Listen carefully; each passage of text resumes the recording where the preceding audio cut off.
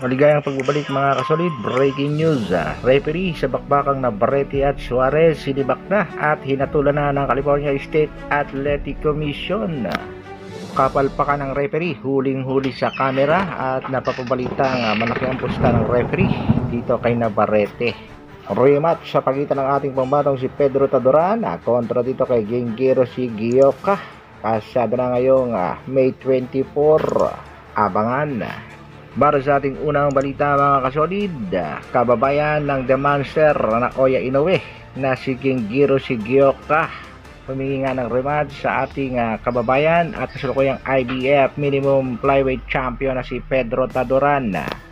Matatandaan natin mga kasolid na sa una nilang pagharap ay tila na balda at hindi na nga makatayo itong si Genghero Sigioka. Panalo nga dito mga kasolid ang ating pambatang si Taduran by round 9 technical knockout. Bagamat may katibayan din itong si Sigioka, pero kitang-kita naman natin mga kasolid, hindi talaga umubra sa ating pangbatong si Pedro Taduran na bugbog ang inabot ng hapon. Ano sa palagay niya mga kasolid, makakabawi kaya itong si Genghero sa ating pangbatong si Taduran o magagaya lang din sa kanyang kapatid na si Yuday Sigioka na humingi din ng rematch sa ating pangbato si Melvin Jerusalem at nauwi rin sa pagkatalo ni Yuday Sigioka ang kanilang ikalawang pagharap. Kaya tabayan na natin mga kasolid ang rematch sa pagitan ni Taduran na nasa kasalukuyan na may karapatang 17 wins, 30 knockouts, merong 4 na talo kontra dito kay Genghero Sigioka, 11 wins, 9 knockout, may isang talo. Laban gaganapin sa Japan ngayong May 24 na. Sa kabilang balita naman mga kasolid, sa wakas, pangbato natin si Charlie Suarez nakabawi na nga sa naging desisyon sa kanyang laban kontra Emmanuel Navarrete. Nakabawi na ang ating pambato dito mismo sa referee. Hinatulan na nga ng sisak ang referee si Edward Colantes. Ito nga naging pahayag ni Andy Foster ng sisak. Edward Colantes will not be refereeing a high-profile boxing match in the foreseeable future. Huling-huli talaga sa kamera ang referee si Colantes. Malaki pala ang pusta nitong si Colantes dito kay Emmanuel Navarrete. Bagamat napapabalita nga technical knockout na ang ihahatol ng sisak at ibibigay na sa ating kababayang si Charlie Suarez ang panalo, may balibalita rin mga kasolid na tila hinaharang ni Bob Arum at pinoprotektahan itong si Emmanuel Navarrete.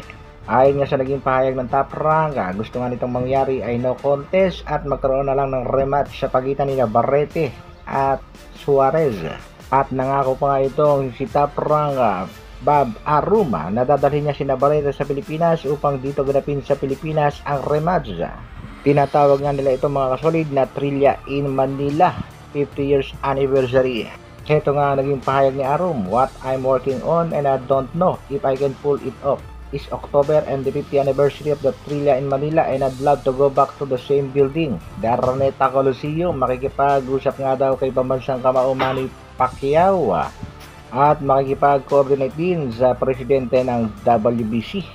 Alam naman natin mga kasolid na pabor din itong si Chavit Singson na madala ang bakbakang Suarez at Navarrete sa Pilipinas. Ang tanong, payag kaya si Chavit Singson na no contest ang ihatol ng sisak ayon sa kagustuhan ng Top Rank Promotion. Nakitang-kita naman talaga natin mga kasolid at ating nasaksihan na technical knockout dapat ang inabot nitong si Navarrete. Kaya abangan natin mga kasolid ang final decision ng sisak.